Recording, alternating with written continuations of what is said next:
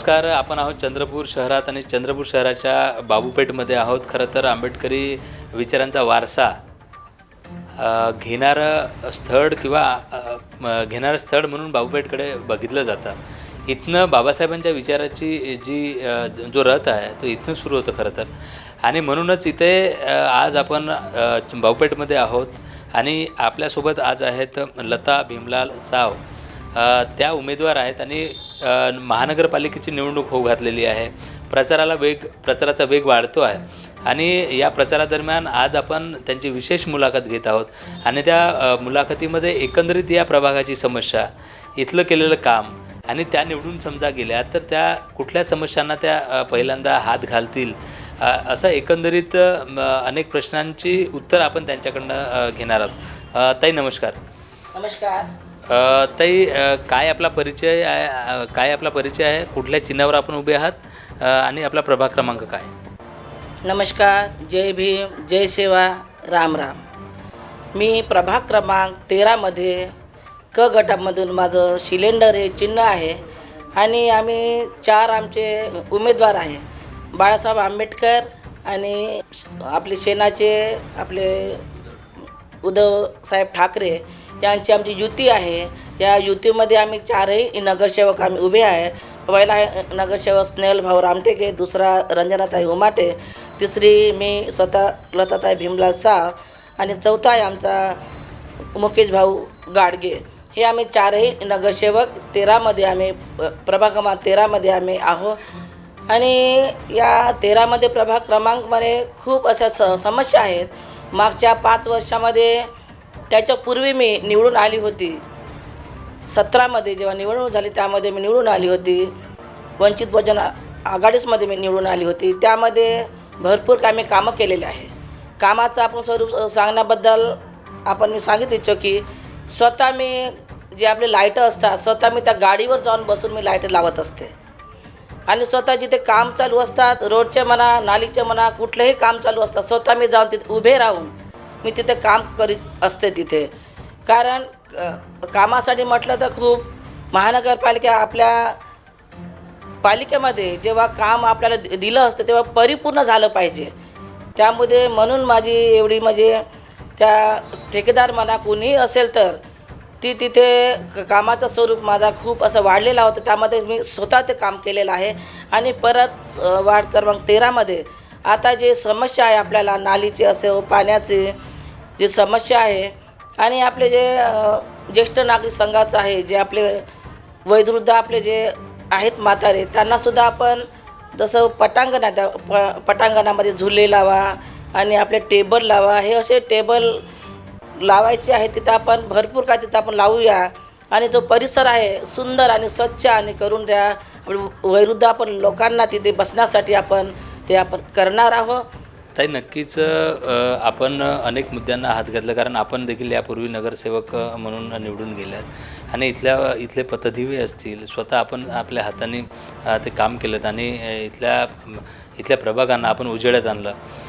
खरं तर ज्या पद्धतीने ही जी पोटतिडकीने पुढे सांगतायत आपण की ह्या ज्या मुळात समस्या त्या मुळेच आपण नक्की सोडवणार आहात. मात्र आता गेले 8 वर्ष इथली निवडणूक झाली नाही आणि 8 वर्षानंतर आता परत निवडणुकीला आपण सामोरे जातो आहे. तेव्हा आत्ताच्या सध्याच्या काय समस्या आहेत तिथल्या, म्हणजे नाल्या, पॅकबंद नाल्या असतील किंवा डासांचे किंवा मधल्या काळात कोरोना देखील पुढे आलेला होता, तर अशा विविध आरोग्याच्या समस्या देखील पुढे आलेल्या होत्या. आता आपण निवडून गेल्यानंतर कुठल्या समस्येला आपण प्राथमिकता द्याल, कुठल्या समस्येला सोडवण्यासाठी सुरुवात कराल? प्रथम तर म्हणजे माझी राहणार आहे समस्या वार्डामध्ये फिरून जे काय आपल्या नाल्या असतील, रोड असतील, स्वच्छता कुठे नसेल ते जे आपले काय म्हणतात त्याला ते कचरा जिथे टाकतात तिथे साफसफाई नसेल, जे आपली घंटाघरी जात असेल, आपल्या प्रत्येक आपल्या गल्लीमध्ये जात असेल, तिथून कशाप्रकारे कचरा आपण त्या घंटागाडीमध्ये टाकायला पाहिजे हे सुद्धा आपण महिलांना आपण सांगणार आहोत. कारण कोणत्या गल्लीमध्ये आपली गाडी जाणार नाही, त्यामध्ये त्या महिलांना सांगू बाबा खरोखर बकेट आपल्या भरून ठेवा, ओला कचरा वारला कचरा दोन्ही बकेटमध्ये भरून त्या गाडीमध्ये आपण टाकायला पाहिजे. आणि परत की आपलं रोडचा समस्या, आपल्या शिक्षणाचं आहे, ते सुद्धा आपण शाळेमध्ये ज्या प्रकारे आपले शिक्षक जसं आपले महानगरपालिका शाळा आहेत, तिथे काही विद्यार्थी असतात आणि नसतात सुद्धा, कारण तिथं गरीब वर्ग असते बिचारे. त्या गरीब वर्गांना आपण पुस्तकं देणे, पाठ्यपुस्तक देणे, ड्रेस वगैरे देणे, हे आम्ही पाठपुरावा आम्ही त्यांना करणार आहोत. आतापर्यंत देत आहेत, पण तरी पण सुद्धा त्यांना पाठपुरावा आम्ही संपूर्ण ड्रेसचा, शिक्षणाचा, आणि तिथे फीसुद्धा जसं आपलं कॉन्व्हेंट आहे त्यामध्ये फी म्हणजे खूप अशी वाढलेली आहे. त्यांच्याकडे आम्ही जाऊन त्यांना विनवणी आम्ही करू की दादा हे फी तुमची खूप जास्त वाढलेली आहे, काहीतरी कमी करा. कारण आजकाल असं आहे की महानगरपालिका जे शाळा आहेत आपण तिथं आम्हीच लोक तिथं शाळेत आपण टाकत नाही, कारण आजकाल लोकांकडे पैसा आहे, आपण कॉन्व्हेंट पण टाकतो. शिक्षणावर तुम्ही हात नक्कीच घातलेला आहे. म्हणजेच महानगरपालिकेच्या अंडरटेकिंगमध्ये ज्या शाळा येतात त्या शाळा सुधारवून आणि शिक्षक वाढवून तिथले जी विद्यार्थ्यांची जी शिक्षणाची संधी ती वाढवण्याचं आपण नक्कीच काम करणार. मुळात शेवट आपल्याकडे जाताना इथले मतदार आहेत, इथल्या मतदारांना आपण काय आवाहन करणार आहात, आणि किंवा जसं आपण सांगितलं की इथल्या ज्या महिला आहेत, महिलांना रोजगाराची संधी असेल किंवा युवकांना शिक्षणासाठी किंवा UPSC MPSCसाठी अनेक विद्यार्थी प्रयत्नशील असतात, त्यांच्यासाठी पुस्तकालय असेल, म्हणजेच वाचनालय आहे, बा अशा काही गोष्टी आपण करणार आहात का? हो, नक्कीच करणार. ज्याप्रमाणे जे आपले पुस्तकं वगैरे आहेत, कुठं समजा मिळणार नाही पुस्तकं, मी स्वतः त्यांना मी नेऊन देणार पुस्तक. कारण माझ्या घरीसुद्धा एक लायब्ररी आहे, कोणाला अडचण असेल काय असेल आपल्या लायब्ररी मी स्वतः पुस्तक देणार आहेत ते. आणि पुस्तकाचं जे आपले जे मुलं आहेत म्हणजे वाचक मुलं आहेत शाळेचे, त्यांना ते उपयोगामध्ये येणार आहेत ते नक्कीच. ताई, शेवट आता इथल्या नागरिकांना, मतदारांना काय सांगाल? मतदार बंधू आणि भगिनींनो, की वंचित बहुजन आघाडी ही आमची दमदार आहेत आणि चारही आम्ही नगरसेवक असे आम्ही दिलेले आहेत वार्डामध्ये, की दमदार नेतृत्व आमच्याकडे आहे. आम्ही तन मन धनाने आम्ही वार्डामध्ये आम्ही फिरत आहोत आणि गल्लोगल्लीमध्ये आमचा प्रचार चालू आहे. कारण कोणाला जिथं कोपऱ्यामध्ये घर असेल त्यांनासुद्धा आम्ही जाऊन सांगत आहोत की बाबा छोट्या छोट्या जे आमचे म्हातारे आहेत त्यांना समजावून सांगत आहोत की बाबा चारही बटना दाबा, चारही बटना दाबल्याच्या नंतरच आमचा विजय आपला नक्की होणार.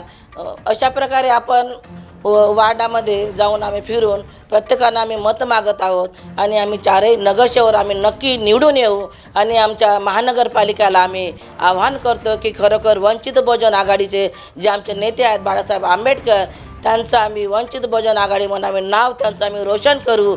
आणि आम्ही सगळेच भाऊपेठ परिसरामध्ये जे आम्ही आहो नगरसेवक त्यांचा आमचा नक्की आमचा विजय होणार हे आमची खात्री आहे. कारण जे आमचे जे मतदार आहेत आमच्यावर त्यांनी विश्वास ठेवला आहे की हे चारही आमचे नगरसेवक आमचे कामाचे आहेत, कामाचे आहेत म्हणून आम्हाला जनतेचं आम्हाला आश्वासन दिलं त्याने तर खरोखर ताई तुम्ही सगळे तुम्ही नगरसेवक निवडून येतील आणि आमचे तुम्ही कामाचे आहेत. अशा प्रकारे सगळी आमची जनता आमच्यावर खुश आहे. अशा प्रकारे मी मतदारांना सांगत आहो की खरोखर आम्हाला निवडून द्या अशी आमची आग्रहाची विनंती आहे. आणि सर्वप्रथम मी जनतेचे मी आभार मानते. नमस्कार. नक्कीच त्या लता साव, खरं तर यांचा एकंदरीत बोलण्याचा भाव आणि ही पोटतिडकी, खरं तर त्यांनी यापूर्वी केलेलं काम आणि जनतेशी त्यांचा प्रेम संबंध किंवा नाळ जी जोडलेली आहे ती त्यांच्या शब्दांच्या पुढे लोकराज्य TVच्या माध्यमातून आपल्या पुढे येत आहे. खरं तर वृद्धांसाठी मैदान असेल, महानगरपालिकेच्या शिक्षणाच्या ज्या संधी आहेत त्या वाढवण्यासाठी असेल किंवा युवकांसाठी शिक्षणाचे किंवा पुस्तकालयाचा जो हेतू आहे तो त्यांना साध्य करायचा आहे. म्हणूनच त्यांनी देखील लोकराज्य TVच्या माध्यमातून आवाहन केलं आहे आणि आपण असंच भेटत राहणार आहोत. आपण प्रभागामध्ये प्रत्येक नागरिकांना भेटणार आहोत. जवळजवळ इथल्या नागरिकांच्या समस्या जाणून घेत अशा नेत्यांपुढे त्या समस्या ठेवण्याचं काम लोकराज्य TV करते आहे.